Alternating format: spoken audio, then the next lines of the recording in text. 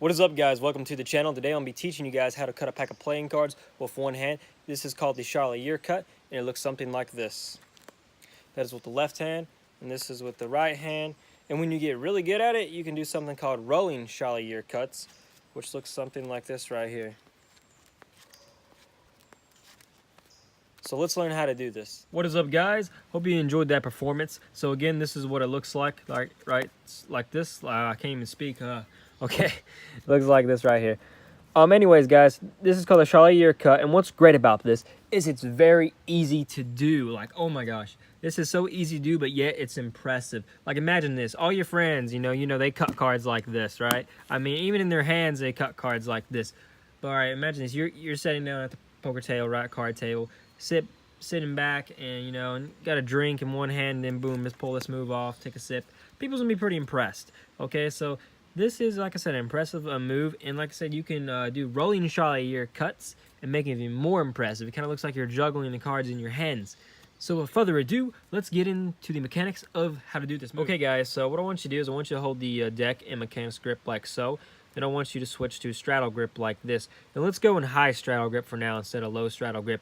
If you're completely lost and you don't know what mechanics grip is or straddle grip is, I got a video that teaches those, so go check it out. But again, this is mechanics grip, all right? And this is straddle grip like so. And for this flourish, you're going to be in straddle grip. So get in straddle grip like so. And like I said, we're going to go in a high straddle grip instead of a low straddle grip for now, all right? Now, what I want you to do is I want you to keep the deck tilted at a 45-degree angle like so. Don't hold the deck like this, because if you try to hold the deck, I guess, this flat, it's going to be more difficult. Keep it at an angle like so, because if I try to lift this pack up and do the one-handed cut, it's more difficult, and it makes your wrist kind of sore in a way doing it that way too. Do it at an angle. It feels so much more comfortable, and it's more easier.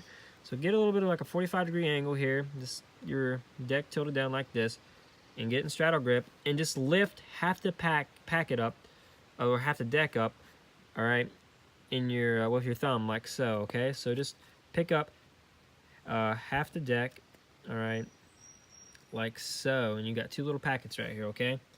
And it don't have to be exactly half, but try to get it as close as you can, okay? Like so. It kind of looks like a little teepee in a way, a little house, okay? So again, go in straddle grip, 45-degree angle, and just lift half the deck up like so. Now, once you're in this position, here comes the actual second move. You're going to take your index finger, okay?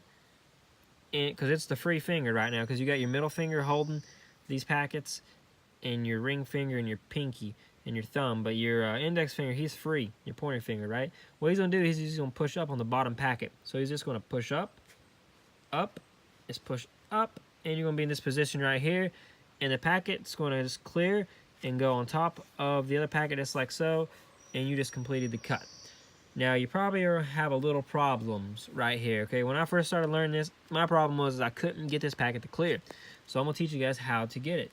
Again, straddle grip. High straddle grip. You can go in low or high. It doesn't really matter, I guess. Mine will go high for now. Go into that angle. Lift half the deck up. Get your first finger and just push. See how is like so.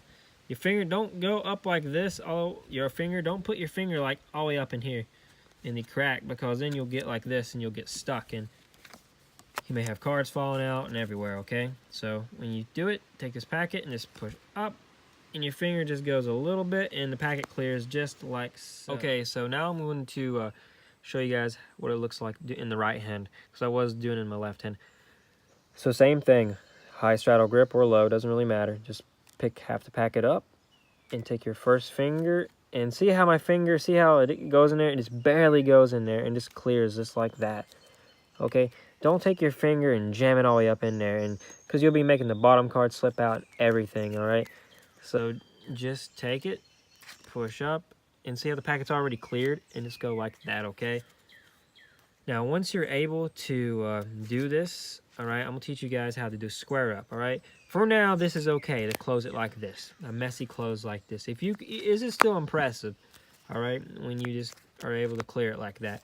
But I'm going to teach you guys how to go from that to this right here. See how it just kind of looks like it never is messy? It's kind of like an illusion, but it is messy.